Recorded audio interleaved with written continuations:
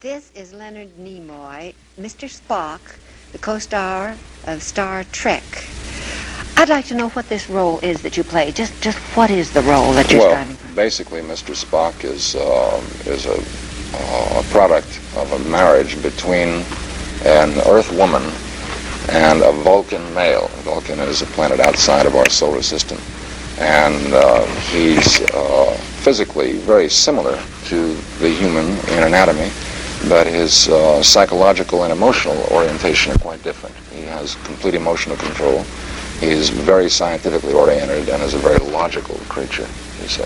The point is that Vulcan was a planet that was very warlike and a very fierce race of people who almost did themselves in because they were always in conflict with each other and their emotions were so strong that they finally decided that emotion had to be done away with. And it became a wise choice to control emotions and gradually breed them out of the race so that they could function more logically and survive. Well, you very seldom show emotion then. Is this Very difficult? seldom. Well, you mean from an acting point of view? Yes, from that. Excuse me, it's a challenge. It's a challenge, but of course that's my job. Showing emotion or not showing emotion, whichever the case may be, is the actor's craft. You know, I'm often surprised when a man comes in to my house and can fix a leaky faucet, you know, that I've been working on perhaps for a couple hours and only managed to make it worse, you see. That's his craft. He comes in and does it. My craft is to play interesting and unusual characters. Why is your part so successful, do you suppose?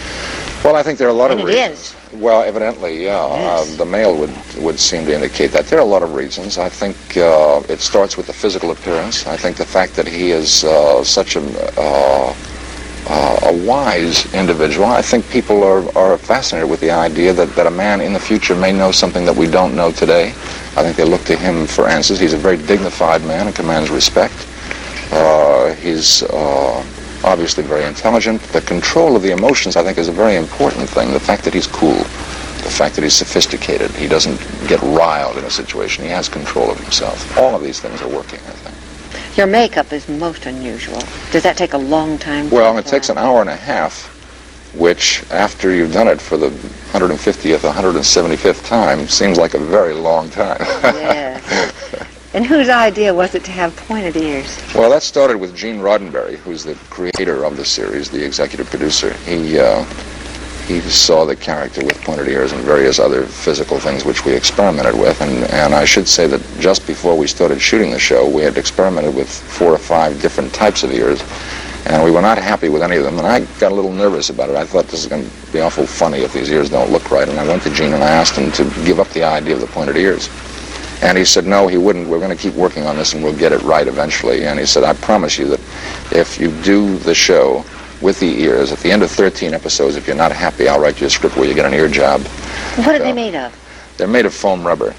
And it's a tip, a foam rubber tip that's cast in a mold that's made specifically for my ear. And it fits up on top of my ear. And it takes about an hour and a half. Not just for the ears, the Just eyebrows for the entire, and the entire makeup. Yeah. Are they uncomfortable to wear at all? Oh, sometimes, but not terribly. I've more or less gotten used to them. My ears have become accustomed to the point. To being pointed. People recognize you, don't they?